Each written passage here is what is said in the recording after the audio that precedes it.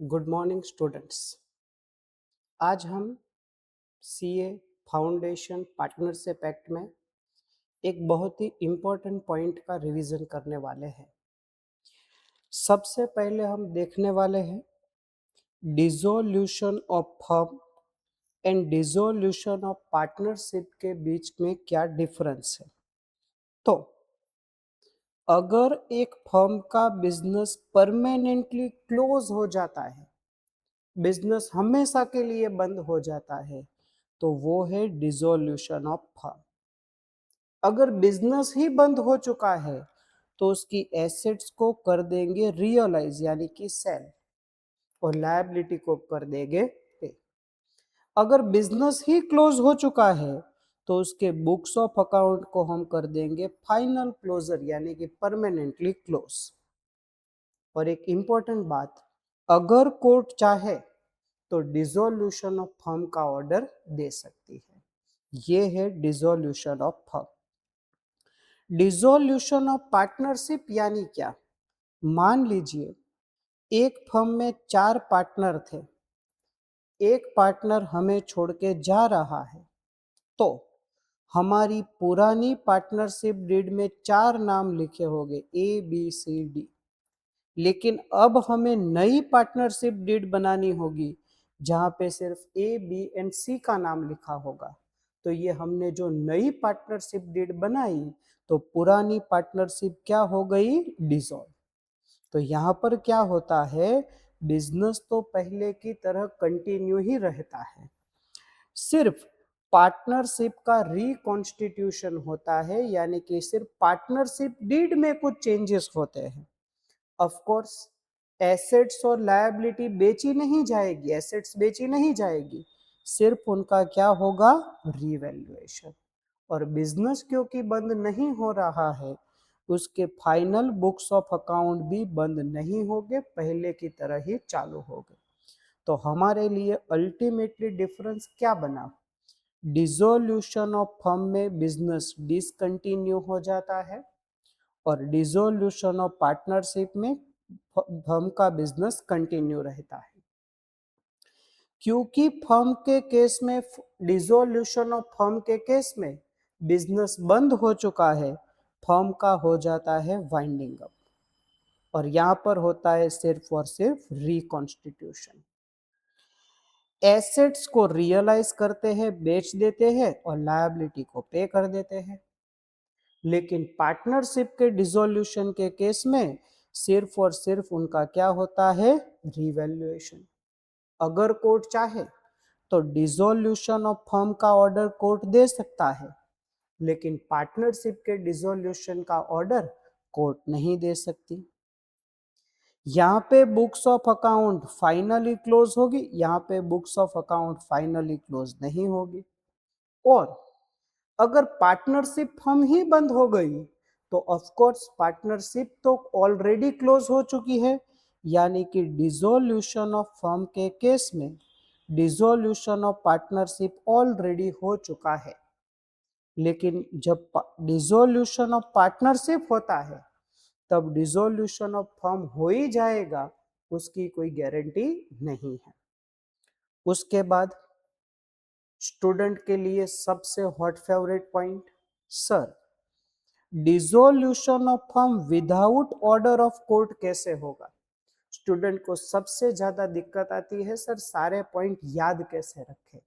इसको याद रख लो, एग्जाम में आपको 5, 6 या 7 जितने भी मार्क का क्वेश्चन है 100% पूरे मार्क आ जाएंगे। पॉइंट क्या है? सी ए कैन, यानी कि सी यानी कि consent of all partner, consent of all partner. A यानी कि एज पर एग्रीमेंट, एग्रीमेंट के हिसाब से फर्म को डिसॉल्व कर सकते हो। सी यानी कि कंपलसरी डिसोल्यूशन, फर्म का कंपलसरी डिसोल्यूशन हो जाएगा। कब होगा? अगर सभी पार्टनर इंसॉल्वेंट हो गए या फिर फर्म का बिजनेस हो जाएगा अनलॉफुल।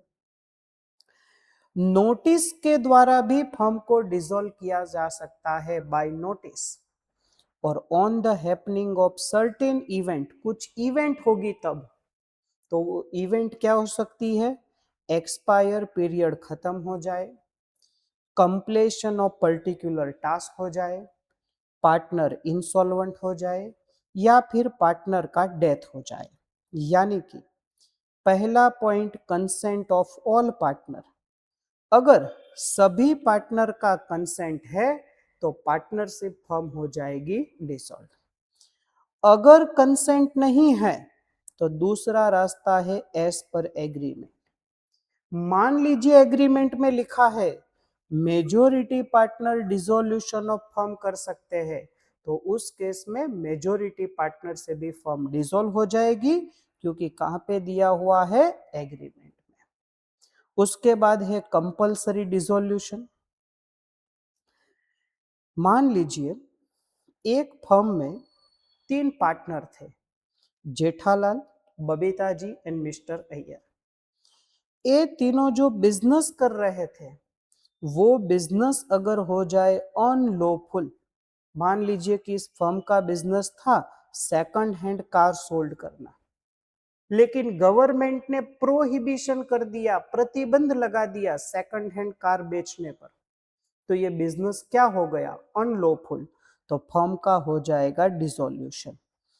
जब बिजनेस अनलॉफुल होता है तब फर्म का हो जाएगा डिसोल्यूशन। लेकिन मान लीजिए ये बिजनेस, ये घड़ा इलेक्ट्रॉनिक्स या ये तीनों पार्टनर 2 बिजनेस कर रहे थे एक ही फर्म में। एक बिजनेस था सेकंड हैंड कार का बिजनेस और दूसरा बिजनेस है टीवी का बिजनेस, यानी कि टीवी सेल परचेस करना। अगर एक बिजनेस अनलॉफुल हो गया तो सिर्फ वो बिजनेस ही क्लोज होगा, फर्म पहले की तरह कंटिन्यू रहेगी।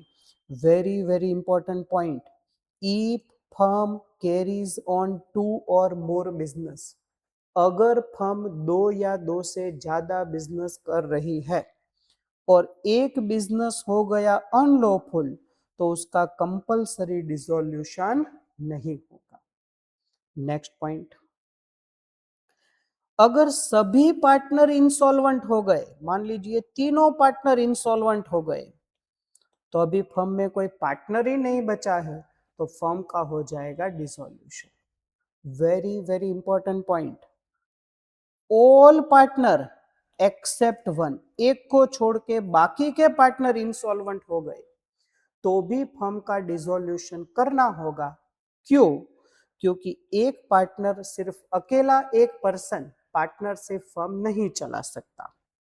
Next, on the happening of certain event, कुछ घटना हो, कुछ इवेंट हो, तब फर्म को डिसॉल्व करेंगे। सबसे पहला पॉइंट है एक्सपायरी ऑफ फिक्स्ड पीरियड। मान लीजिए हमने 2 साल के लिए पार्टनरशिप फर्म बनाई थी, तो जैसे ही 2 साल खत्म हो गए ये पार्टनरशिप फर्म हो जाएगी डिसॉल्व।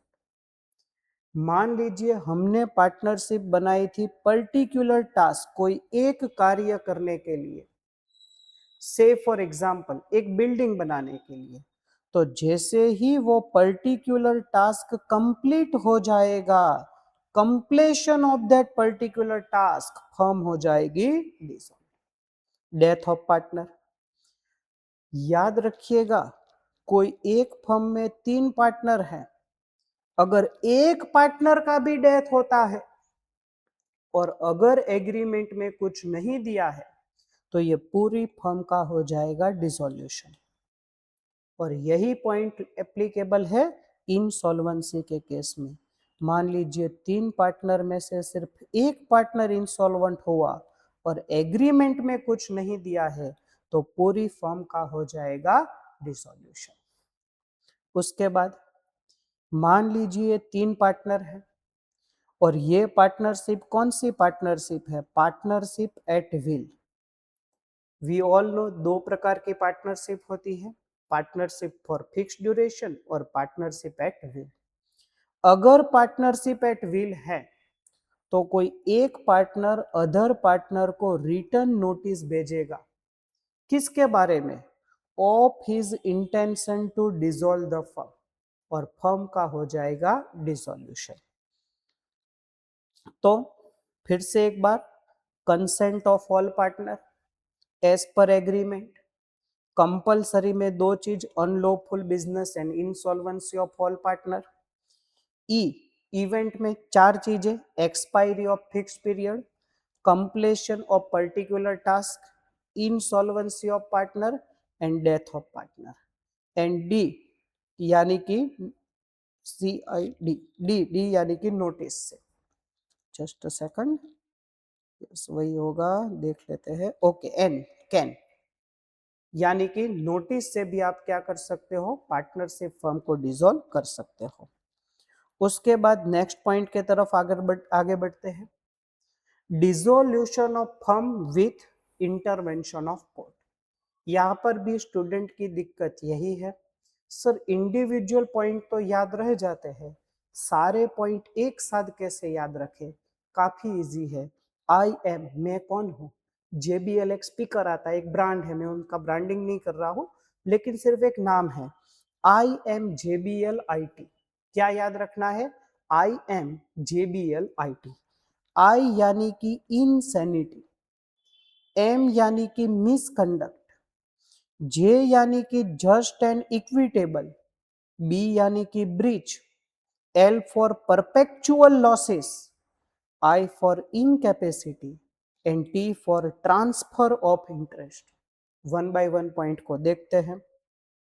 इनसैनिटी ऑफ पार्टनर, मान लीजिए एक फर्म में 3 पार्टनर थे, एक पार्टनर हो गया इनसैन यानी कि अनसाउंड माइंड का, तो बाकी के 2 पार्टनर कोर्ट में जा सकते हैं, और अगर कोर्ट को सही लगे तो कोर्ट ऑर्डर देगी, किसका ऑर्डर देगी? डिसोल्यूशन ऑफ फर्म का। अगर कोई एक पार्टनर बिकम इनसैन, अनसाउंड माइंड का हो जाता है, तो कोर्ट अलो कर सकती है डिसोल्यूशन ऑफ फर्म। याद रखना, कैसे डेथ से ऑटोमेटिक फर्म का डिसोल्यूशन होता था, यहाँ पे इनसैनिटी से फर्म अपने आप बंद नहीं होती। और वेरी वेरी इंपॉर्टेंट, शूट यानी कि केस कौन कर सकता है? तो केस कर सकता है कोई भी partner other than the partner वो बिकम इनसैन, यानी कि जो पार्टनर इनसैन हुआ है उसके अलावा दूसरा कोई भी पार्टनर कोर्ट में जा सकता है डिसोल्यूशन ऑफ फर्म के लिए। उसके बाद सेकंड पॉइंट है परमानेंट इनकैपेसिटी ऑफ पार्टनर। मान लीजिए कोई एक पार्टनर का एक्सीडेंट हो गया और वो पार्टनर परमानेंटली इनकैपेबल हो गया, हमेशा के लिए असक्षम हो गया है, अपना कार्य नहीं कर सकता है, तो यहां पर भी सेम है, बाकी के पार्टनर कोर्ट में जा सकते हैं, और अगर कोर्ट को सही लगे तो वो डिसोल्यूशन ऑफ फर्म का ऑर्डर दे सकते हैं। उसके बाद मिसकंडक्ट ऑफ पार्टनर, मान लीजिए हमारा कोई एक पार्टनर बार बार हमारे कस्टमर के साथ मिसकंडक्ट कर रहा है, गलत कार्य कर रहा है, उनके साथ फ्रॉड कर रहा है, और बाकी के 2 पार्टनर इससे परेशान हो चुके हैं, तो वाई एंड जेड कोर्ट में जा सकते हैं, और अगर कोर्ट को सही लगे तो कोर्ट डिसोल्यूशन ऑफ फर्म का ऑर्डर दे सकती है। यानी कि अगर कोई पार्टनर गिल्टी है मिसकंडक्ट का, गलत कार्य करने का, तो कोर्ट अलो कर सकती है dissolution of firm. Persistent breach of agreement, bar bar agreement के नियमों का उल्लंघन करना। से फॉर एग्जांपल, हमारी फर्म की एक पॉलिसी है, ओनली कैश सेल करेंगे, नो क्रेडिट सेल, लेकिन मिस्टर सी क्या कर रहा है? परसिस्टेंटली बार बार, चलो एक बार गलती की, बाकी के पार्टनर ने माफ भी कर दिया, लेकिन मिस्टर सी बार बार परसिस्टेंट ब्रीच कर रहा है एग्रीमेंट का, तो फिर बाकी के पार्टनर कोर्ट में जा सकते हैं, और अगर कोर्ट को सही लगे तो कोर्ट डिसोल्यूशन ऑफ फर्म का ऑर्डर दे सकती है। वही है, अगर कोई पार्टनर विलफुली जानबूझकर या फिर परसिस्टेंटली बार बार क्या कर रहा है? ब्रीच ऑफ एग्रीमेंट, एग्रीमेंट का उल्लंघन कर रहा है, तो फिर क्या होगा? और इसकी वजह से क्या हुआ, बिजनेस ऑफ फर्म डिफिकल्ट हो गया है to be carried on by other partner. इससे बाकी के पार्टनर फर्म के बिजनेस को कैरी ऑन नहीं कर पा रहे हैं, तो कोर्ट इस केस में अलो कर सकता है डिसोल्यूशन ऑफ फर्म को। ट्रांसफर ऑफ इंटरेस्ट क्या हुआ, मिस्टर ए के पास एक पार्टनरशिप फर्म में 50% का इंटरेस्ट था। एक पार्टनरशिप फर्म में मिस्टर ए 50% के मालिक थे। अभी मिस्टर ए ने क्या किया, अपना हिस्सा दूसरे किसी पर्सन को ट्रांसफर कर दिया, मान लीजिए मिस्टर एक्स को। अब अगर बी और सी को कोई दिक्कत नहीं है, कई बार क्या होता है बी एंड सी क्या सोचेगी, ए नहीं तो कोई बात नहीं मिस्टर एक्स से काम चला लेंगे, तो फिर बिजनेस पहले की तरह कंटिन्यू रहेगा। लेकिन मान लीजिए बी एंड सी ने ऐसा सोचा कि नहीं, हम तो म्यूचुअल एजेंसी, म्यूचुअल ट्रस्ट के हिसाब से मिस्टर ए के साथ जुड़े थे, हम मिस्टर एक्स को एक्सेप्ट नहीं करते, तो ये दोनों पार्टनर कोर्ट में जाएंगे और कोर्ट ऑर्डर दे सकता है डिसोल्यूशन ऑफ फर्म का। तो यही चीज यहाँ पे दी है, अगर कोई पार्टनर अपना पूरा हिस्सा थर्ड पार्टी को ट्रांसफर कर देता है तो कोर्ट परमिशन दे सकती है डिसोल्यूशन ऑफ फर्म का। परपेचुअल लॉसेस इन बिजनेस, मान लीजिए ये एक फर्म है, लेकिन फर्म का बिजनेस इतना बुरी तरह से डूब चुका है कि ये फर्म अब हमेशा के लिए लॉस ही करने वाली है। अगले साल भी हमें ऐसा ही लग रहा है लॉस होगा, उसके अगले साल भी हमें ऐसा ही लग रहा है लॉस होगा, तो फिर इस तीन में से कोई भी पार्टनर कोर्ट में जा सकता है और कोर्ट ऑर्डर दे सकता है डिसोल्यूशन ऑफ फर्म का। यानी कि अगर फर्म का बिजनेस कैरिड ऑन नहीं किया जा सकता accept at a loss, loss के अलावा, तो फिर कोर्ट अलाउ कर सकती है डिसोल्यूशन ऑफ फर्म का, और इस केस में कोई भी पार्टनर केस कर सकता है। अभी क्या हुआ, हमने 6 पॉइंट तो कोर्ट को बता दिए, लेकिन इसके अलावा भी अगर कोई रीजन होगा, जस्ट एन इक्विटेबल ग्राउंड, इसके अलावा भी कोई रीजन होगा, तो उसमें कोर्ट ऑर्डर दे सकती है डिसोल्यूशन ऑफ फर्म का।